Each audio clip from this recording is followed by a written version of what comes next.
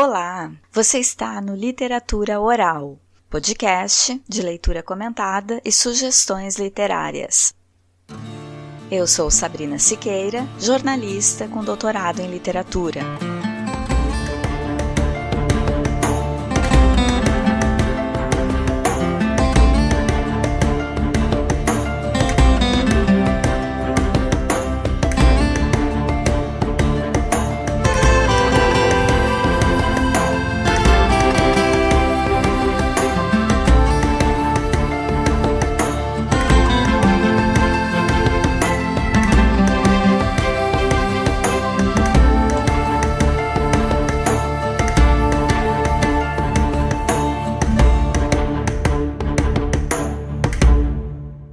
No último episódio, finalizei a leitura de Recordações do escrivão Isaías Caminha, de Lima Barreto. Em homenagem ao Dia das Crianças, que passou, mas ainda estamos em outubro, hoje eu vou fazer uma leitura que tem tudo a ver com o nome do podcast, Literatura Oral. Vou ler um conto de fadas que muito provavelmente vocês conhecem. Chapeuzinho Vermelho, mas na versão de Charles Perrault, que é provavelmente a primeira versão escrita do conto. Talvez a versão mais conhecida nossa seja a dos irmãos Grimm. Charles Perrault foi um escritor e poeta francês que viveu no século XVII. Ele estabeleceu as bases para o gênero literário que ficou conhecido como conto de fadas, o que lhe conferiu o título de pai da literatura infantil. São suas as seguintes histórias: Le Petit Chaperon Rouge, Chapeuzinho Vermelho, A Bela Adormecida, O Gato de Botas, Cinderela, Barba Azul e O Pequeno Polegar, entre outras. Ele publicou histórias ou contos do tempo passado com moralidade, também chamado Contos da Velha e Contos da Cegonha, ficando conhecido afinal como Contos da Mamãe Gansa. Em janeiro de 1697. Quer dizer, ele publicou um livro com esses contos e o próprio nome do livro foi se modificando conforme caía no gosto popular, assim como acontece com os contos de fadas. É nessa publicação que está a versão de Chapeuzinho Vermelho que eu vou ler, provavelmente a primeira publicada, apesar de não se poder precisar de que ano é o conto, porque ele já circulava oralmente na França. A publicação de Perrault alcançou leitores do mundo todo. As histórias tinham em comum uma moral em forma de poesia como encerramento. Antes dessa compilação de Perrault, essas histórias já eram conhecidas, contadas entre as damas nos salões parisienses. São histórias curtas, narradas de geração a geração e transmitidas pela oralidade. Por isso, tudo a ver com a ideia deste podcast. Sabe aquele ditado, quem conta um conto aumenta um ponto? Pois é, por serem histórias contadas oralmente ao longo de anos, é natural que existissem diferentes versões. A variante que Perrault publicou, ele teria ouvido da babá dos filhos, no final do século XVII. Em 1976, os folcloristas Paul de la Rue e Marie-Louise Denez recolocam essa versão no livro Os Contos Populares Franceses. As versões dos contos diferem de país para país, agregando características da cultura e folclore locais. No Brasil, uma edição da Ediouro de 1966 traz os contos populares com tradução de Aurélio Buarque de Holanda e Paulo Ronay. E sobre os famosos irmãos Grimm, os alemães Jacob Ludwig Karl e Wilhelm Karl foram poetas, linguistas e escritores, tendo vivido no século XIX. Eles ganharam notoriedade registrando fábulas infantis. No século XIX, surge na Alemanha o romantismo, o nacionalismo romântico e as tendências em valorizar a cultura popular, o que traz de volta o interesse nos contos de fadas, que haviam sido sucesso no século XVII. Os Grimm acreditavam que a identidade alemã poderia ser construída a partir do conhecimento da cultura popular e compilaram uma coleção de contos populares. Vale lembrar que a consolidação do Estado Nacional Alemão só aconteceu em 1871 e a unificação expôs várias diferenças culturais entre os habitantes das diferentes regiões. Eram diversos estados independentes que foram reunidos sob o nome de Sacro Império Alemão. Os Grimm começaram a coleção com o propósito de preservar, em um trabalho acadêmico, histórias tradicionais que vinham sendo transmitidas de geração a geração e estariam ameaçadas pelas mudanças com o aumento da industrialização. Claro que a interpretação de uma narrativa sempre depende da contextualização social. Os contos de fadas expressam a visão de mundo de quando surgiram e cada nova versão a visão de sua época. Eles são produtos da cultura na qual estão inseridos. Muitos temas são recorrentes na maioria dos contos de fadas, porque alguns temas são universais. Condizem com a realidade de todos os seres humanos, não importando a localidade em que os leitores se encontram. São contos em que a fantasia desafia a lógica, só que os contos apresentam as orientações de moralidade de sua época e local, mudando e se transformando à medida que são reescritos ou recontados. Nem sempre as fadas estão presentes nos contos de fadas, mas sempre há a presença do maravilhoso, que é o desenvolvimento de argumentos fora da realidade conhecida ou normal, como animais falantes no conto Chapeuzinho Vermelho. A autora Regina Ribeiro Matar, no livro Os Contos de Fadas e Suas Implicações na Infância, de 2007, aponta que os contos de fadas são assim classificados por compartilharem uma mesma estrutura básica, abre aspas, início, ruptura, confronto e superação de obstáculos e perigos, restaurações e desfecho, fecha aspas. Isso está lá na página 7. As narrativas dos contos de fadas podem ajudar as crianças.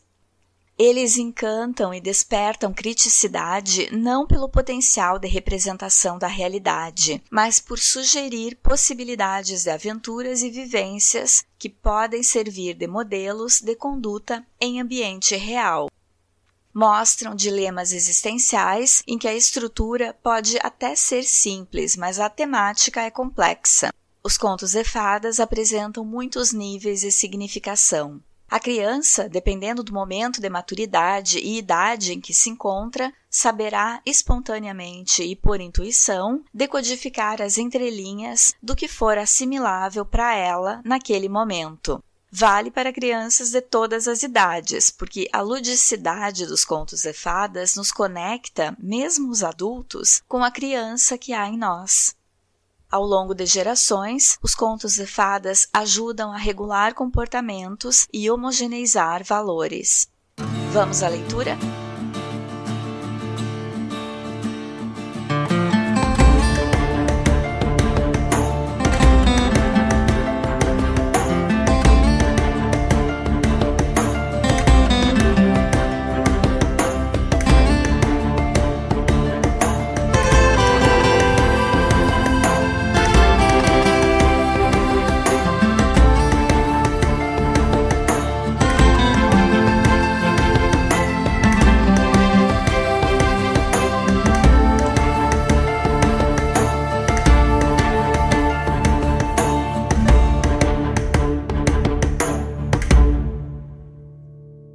Certo dia, a mãe de uma menina mandou que ela levasse um pouco de pão e de leite para sua avó. Quando a menina ia caminhando pela floresta, um lobo aproximou-se e perguntou-lhe para onde se dirigia.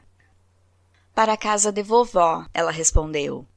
Por que caminho você vai, o dos alfinetes ou o das agulhas? O das agulhas. Então o lobo seguiu pelo caminho dos alfinetes e chegou primeiro à casa. Matou a avó, despejou seu sangue numa garrafa e cortou sua carne em fatias, colocando tudo numa travessa. Depois, vestiu sua roupa de dormir e ficou deitado na cama à espera. Pam, pam. Entre, querida. Olá, vovó. Trouxe para a senhora um pouco de pão e de leite. Sirva-se também de alguma coisa, minha querida. Há carne e vinho na copa. A menina comeu o que lhe era oferecido e, enquanto o fazia, um gatinho disse: "Menina perdida, comer a carne e beber o sangue de sua avó?" Então o lobo disse: "Tire a roupa e deite-se na cama comigo." "Onde ponho o meu avental?" "Jogue no fogo, você não vai mais precisar dele." Para cada peça de roupa, corpete, saia, anágua e meias, a menina fazia a mesma pergunta. E a cada vez o lobo respondia: "Jogue no fogo, você não vai mais precisar dela." Quando a menina se deitou na cama, disse: "Ai, vovó, como você é peluda!" "É para me manter mais aquecida, querida." "Ai, vovó, que ombros largos você tem!" "É para carregar melhor a lenha, querida." "Ai, vovó, como são compridas as suas unhas!" "É para me coçar melhor, querida." "Ai, vovó, que dentes grandes você tem!" "É para comer melhor você, querida." E ele a devorou. As meninas, principalmente, sendo gentis e engraçadas, mal andam em dar crédito a toda a gente. Depois não é de admirar se o lobo vier e as papar. Os lobos mansinhos, quietos, ternos, sossegados. Os quais, brandos, recatados, vão perseguindo as donzelas, até a casa e às vezes até se deitam com elas. Quem não vê, pois, que os lobos carinhosos de todos são de certo os mais perigosos?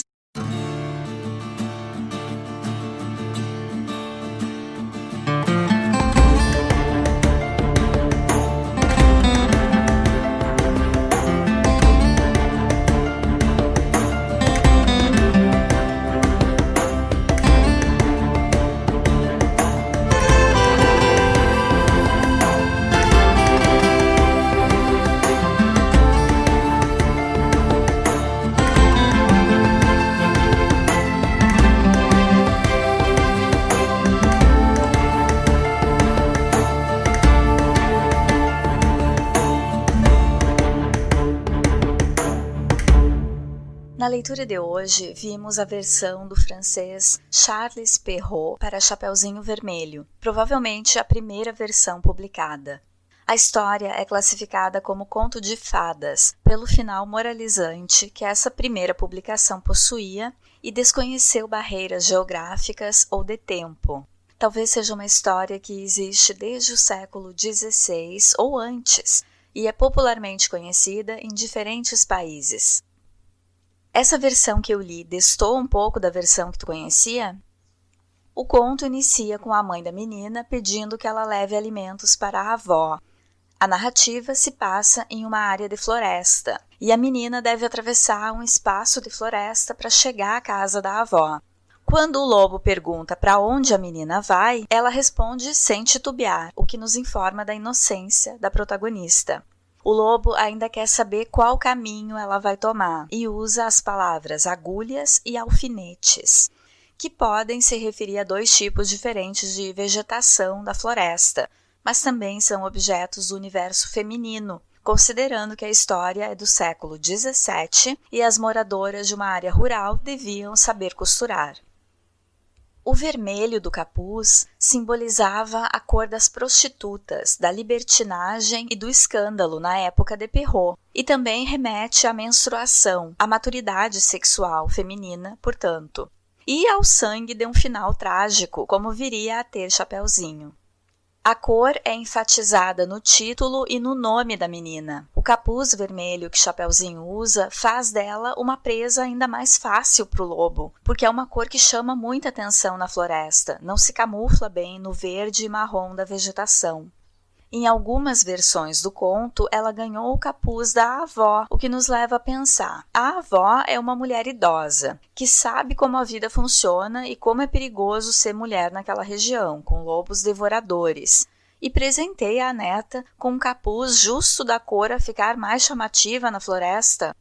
Essa observação sobre a cor me lembra o filme A Vila, do diretor M. Night Shyamalan, de 2004, em que o vermelho é associado a ações punitivas, e uma menina inocente deve atravessar a floresta, cheia de perigos e mistérios. Se vocês ainda não conhecem, vale a pena assistir A Vila. Vale destacar a ausência de nomes próprios em Chapeuzinho Vermelho. As personagens são nomeadas de acordo com a sua posição na família, a mãe e a avó. E a protagonista é representada pela vestimenta que lhe cobre a cabeça e boa parte do corpo. Ou seja, a Chapeuzinho é a personagem coberta de vermelho, com a cabeça tomada de sangue e sexo. Essa versão de Perrault é explícita quanto ao assassinato da avó pelo lobo. Notem que, tanto nessa versão quanto na dos irmãos Green, o lobo tem acesso fácil, tanto à garota na floresta, quanto a entrar na casa da avó. Mas ele não machuca ou come ou mata a Chapeuzinho na floresta. Nas duas versões, ele faz questão de pegar a menina sem que ela saiba que é com ele que está falando. Nas duas versões, ele está travestido de vovó. Então, para o lobo, não bastava pegar a garota. Ele queria ganhar sua confiança. E por isso, ele ocupa o lugar da avó, para travar um diálogo com ela antes do desfecho. O lobo representa todos os perigos que a floresta guardava, que aquele ambiente não totalmente conhecido oferecia aos moradores das redondezas. O lobo de Perrault não se contenta em matar a avó, mas ele some com o corpo, corta a carne em fatias e despeja o sangue numa garrafa, numa cena quase de sadismo. Pelo visto, o caminho dos alfinetes tomado por ele é bem mais curto, pelo tempo que o lobo teve de agir. A mensagem aqui é que o perigo é astuto e anda rápido. Disfarçado de avó, o lobo oferece a carne e o vinho para a criança e espera que ela se alimente da vovó enquanto fica deitado com o pijama da velha senhora. Então o lobo mata a vovó não para comer a sua carne, porque a carne ainda está ali. O objetivo dele é a menina. E aí oferece vinho para a criança.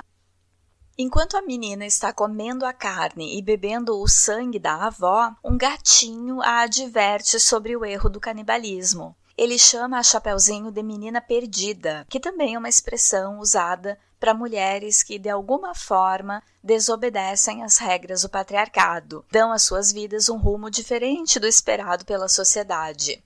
Mas o gato não avisa do lobo disfarçado, só critica a criança. Já que ele estava ali, ele podia ter ajudado, Chapeuzinho, foge. Mas não. Chapeuzinho não escuta o gato ou não entende, porque não faz nenhuma indagação ao que ele disse.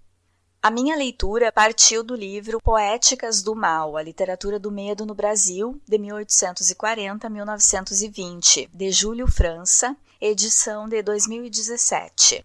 França aponta, na página 43, que a função desse gato na narrativa parece ser a de certificar que o ouvinte compreendeu o horror da situação. Depois de alimentada da carne e do sangue da avó, a garota é convidada pelo lobo, que ela pensa que é a vovó, a tirar a roupa e deitar junto dele. Chapeuzinho pergunta onde colocar as peças de roupa que ela vai tirando, mas não questiona por que deve tirar a roupa ou por que pode queimá-las e não vai mais precisar delas conforme o que o lobo diz. Ela vai tirando peça por peça, como em um striptease. Essa cena tem um teor sexualizado, sendo que se trata de uma criança fazendo o striptease.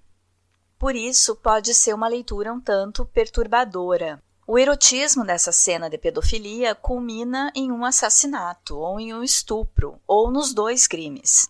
Mas vejam bem, não há indicação no conto, ou nessa tradução ao menos, da idade da Chapeuzinho. Se ela é criança ou uma jovem mulher. Só que a mãe pede à menina para levar pão e leite à avó. Está no nosso imaginário, a partir da versão dos Green, que ela é criança. A versão de Perrault contempla o erotismo, provavelmente por se destinar não a crianças, mas a damas adultas, frequentadoras dos salões parisienses, que gostavam de narrar esses contos populares, e essa versão chocante poderia fazer mais sucesso com esse público. Ainda nessa versão, o corpo feminino está constantemente em perigo, seja o da jovem ou da velha. E isso não mudou muito. Apesar da distância, espaço-tempo que estamos da sociedade em que viveu Charles Perrault, o corpo feminino precisa estar em constante alerta. Ao contrário da versão dos irmãos Grimm, em que a mãe alerta a menina para não falar com estranhos e ela morre porque desobedeceu, tendo conversado com o lobo no caminho, aqui a menina não descumpriu nenhum conselho. Seu erro foi ser imprudente e não ter sido crítica, não ter sido mais esperta em não responder ao lobo, ou mentir sobre o caminho, ou ainda estranhar a vovó. França entende que o conto termina com a constatação de que o mundo é extremamente perigoso. Abre aspas. Os contos populares mapeavam os caminhos do mundo e demonstravam a loucura de se esperar qualquer coisa além de crueldade, da natureza e da ordem social. O que esses contos retratam, em última instância, são experiências de horror. Fecha aspas. Esse conto, como muitos dos contos populares, nos passam a percepção de que o mundo era brutal e de que a vida era uma constante luta contra a morte. Será que isso mudou muito? A luta pode ter mudado, o lobo pode ter mudado, mas o bagulho continua doido. Os irmãos Grimm atenuaram a versão de Perrault. Como já foi mencionado, na versão deles, a mãe da garota, que usa o capuz vermelho, alerta para que ela leve os bolinhos para a vovó sem parar para conversar com ninguém e que também não use a trilha da floresta, porque é muito perigosa. E Chapeuzinho desobedece à mãe, escolhendo caminhar pela trilha. Na versão deles, existe uma explicação de por que o lobo não poderia atacar a menina ali, na floresta. Porque o local estava cheio de lenhadores, que ouviriam os gritos dela e viriam em seu socorro. Por isso, ele precisava atacar em ambiente fechado, como a casa da vovó. Na versão dos Grimm, o lobo não pergunta qual caminho ela irá tomar, só pergunta onde é a casa da vovó. A Chapeuzinho não come nada e também não é convidada a tirar a roupa. Mas a maior diferença em relação à versão de Perrault é o final. Um lenhador estranha os roncos do lobo, vindos da casa da vovó, e abre a barriga do lobo com uma tesoura, retirando lá de dentro, intactas e vivas, a vovó e a menina. Livres do lobo, as duas sentam então para tomar um chá, e aí vem a moral da história, com a vovó reforçando a lição da narrativa de nunca conversar com desconhecidos, se desviar do caminho ou desobedecer à mamãe. A Chapeuzinho de Perrault condensa os atributos do que era o ideal de mulher da sociedade em que estava inserido o escritor. Ela é vivaz e angelical. A sua vivacidade está representada na rebeldia de falar e dar informações ao lobo, o que também informa sobre o seu lado angelical ou ingênuo. A trama mostra que a mulher que se comportasse dessa forma, apesar de atender a um ideal que a faria interessante, atraente, poderia resultar em punição com morte violenta. A personagem de Perrault é submissa e obediente em relação ao ser masculino, metaforizado na figura do lobo. A submissão feminina era uma característica normalizada na sociedade patriarcal do século XVII. O conto alerta sobre a necessidade de mulheres controlarem seus impulsos naturais, representado na narrativa pelo apreciar inocentemente o passeio pela floresta, conversar despreocupadamente com alguém que se aproxima, ser honesta, confiar, porque lobos amigáveis podem se revelar homens perversos, capazes de destruir a honra e a vida das mulheres que não estiverem constantemente alertas. De forma sutil, o conto ensina a moralidade, pelo menos a moralidade que a época pedia. Dentre os textos que eu pesquisei para fazer o roteiro do episódio de hoje, utilizei a dissertação de mestrado Releituras de Chapeuzinho Vermelho, Era uma Vez em Outras Vozes, de Estávina Duarte Pereira, da Universidade Federal de Goiás, campus Catalão, de 2014. Essa dissertação está acessível a todos no banco de dissertações e teses da CAPES. Como sugestão literária, sugiro a leitura do conto Chapeuzinho Vermelho, do brasileiro Rubem Alves, de 2004. No episódio de hoje, li Chapeuzinho Vermelho, de Charles Perrault. No próximo episódio, vou trazer outra leitura ou alguma sugestão literária. Aguardem! Fiquem bem! Usem máscara, álcool gel, não deem mole para desconhecidos e não se desviem do caminho. ou deem mole para desconhecidos e conheçam novos caminhos, mas usem máscara. Um abraço!